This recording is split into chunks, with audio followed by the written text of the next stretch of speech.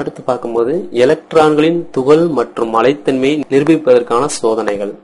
இதுல பாத்தீங்கன்னா அலைத்தன்மையை சரிபார்த்தல், அலைத்தன்மைன்னு ஒன்னு பிக்ஸ் பண்ணிருக்காங்க, அது சரியான அளவா தான் இருக்கா அப்படின்றத செக் பண்றதுதான் இந்த அலைத்தன்மையை சரிபார்த்தல். இதுல பார்த்தோம்னா டேவிசன் மற்றும் ஜெர்மரின் சோதனை அப்படின்னு ஒரு சோதனை இருக்கு. அதுல பாத்தீங்கன்னா 1927ஆம் ஆண்டு டேவிசன் மற்றும் ஜெர்மர் ஆகியோர் பின்வரும் சோதனையை மேற்கொண்டனர்.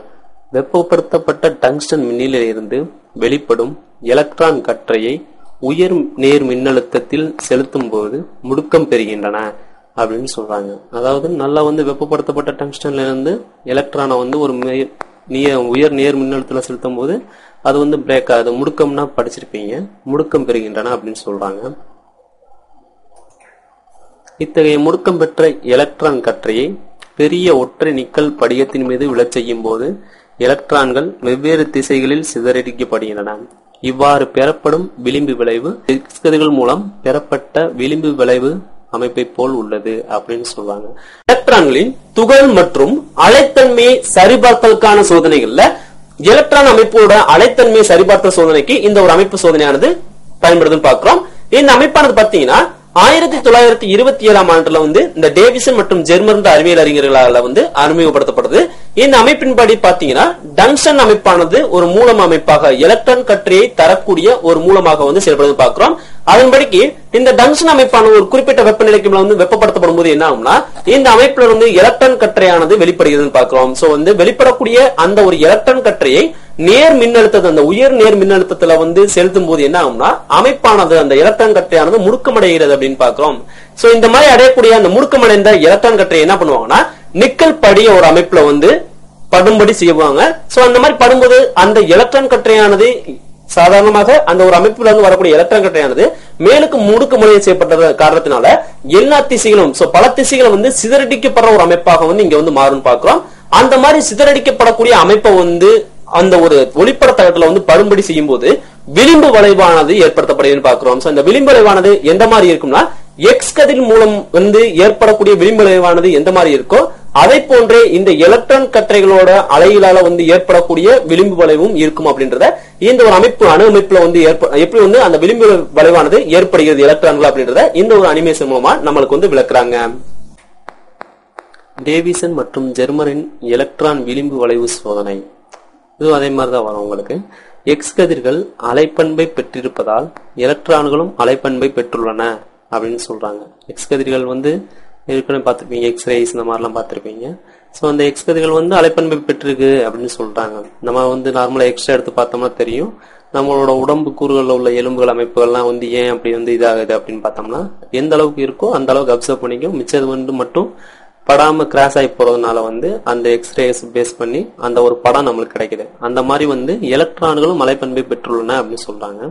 மேலும் விளிம்பு விளைவு சோதனை மூலம் அளவிடப்பட்ட எலக்ட்ரானின் அலைநீள மதிப்பானது டி பிராக்லே சமன்பாட்டின் மூலம் கணக்கிடப்பட்ட அலைநீள மதிப்புடன் ஒன்றாக மற்றும் அலைத்தன்மையை பெற்றிருப்பது நிரூபணமாகிறது அப்படின்னு சொல்றாங்க.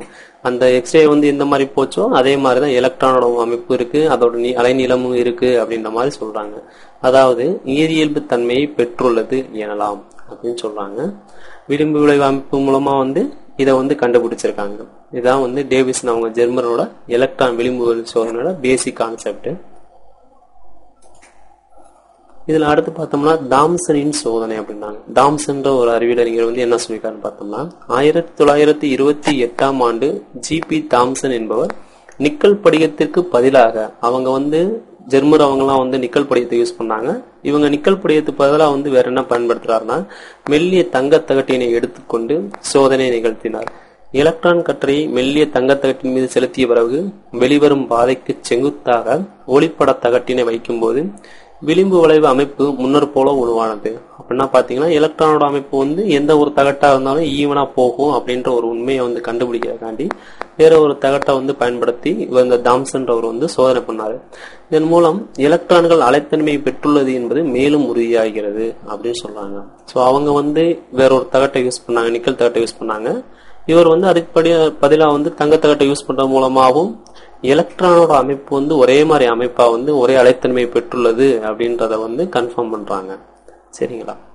1927ஆம் ஆண்டு டேவிஸ் டேவிசன் மற்றும் ஜெர்மரோட அந்த அறிவியல் அறிஞர்களோட சோதனையை தொடர்ச்சியா 1928 அன்று ஜி.பி. தாம்சன் என்ற அறிவியல் அறிஞர் என்ன பண்றாருன்னா, இந்த எலக்ட்ரான்களோட அந்த கற்றை அமைப்பானது அந்த எப்படி அழுத்தமை பெற்றிருக்கிறது அப்படின்றத நிரூபிக்கிறதுக்கு மற்றொரு சோதனை நிகழ்த்தி காட்டாரு. அந்த ஒரு அமைப்பு சோதனை இங்க நம்ம பாக்குறோம். சோ அவர் பாத்தீங்கன்னா அந்த டேவிசன் மற்றும் ஜெர்மர்கள் அந்த அறிவியல் அறிஞர்கள் நிக்கல் படிகத்தை கொண்டு அந்த ஒரு எலக்ட்ரான் கற்றையை சிதறடிக்க செய்வதன் மூலமாக விளிம்பு விளைவு ஏற்படுத்துவதன் மூலமா அந்த ஒரு அமைப்போட அலைத்தன்மை நிரூபிச்சாங்க. அந்த ஒரு அமைப்பு போலவே இங்க ஜி.பி. தாம்சன் என்ன பண்றாருன்னா, நிக்கல் படிகத்துக்கு பதிலாக மெல்லிய தங்க தகட அந்த ஒரு அமைப்பா எடுத்துக்கிறாரு. அதாவது சிதறடிக்கக்கூடிய ஒரு அமைப்பா எடுத்துக்கிறான்னு பாக்குறோம்.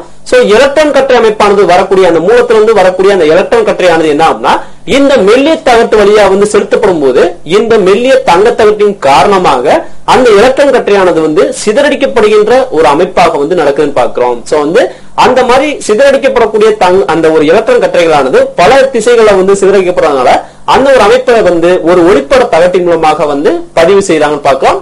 அந்த ஒரு ஒளிப்பட தகத்துல எந்த ஒரு அமைப்பு போல இருக்கும் பாத்தீங்கன்னா, அந்த டேவிசன் மற்றும் ஜெர்மர் அந்த ரெண்டு அறிவியல்கள் மூலமா பெறப்பட்ட அந்த ஒரு ஆய்வு முடிவு எந்த மாதிரி இருந்துச்சோ அதை போலவே இந்த ஜி.பி. தாம்சனோட அறிவியலோட ஆய்வு இருக்குது அப்படின்னு பாக்குறோம்.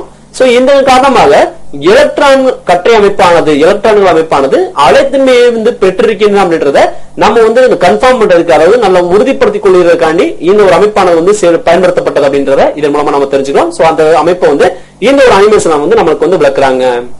அடுத்ததா பார்த்தோம்னா துகள் தன்மையை சரிபார்த்தல். எலக்ட்ரான் அமைப்பு துகள் மூலமா தான் பரவுது, அதாவது எலக்ட்ரான்கள் தொடர்ச்சியா ஒரு துகள் அமைப்பு மூலமா பரவுது அப்படின்றதான் இந்த செக் பண்றாங்க.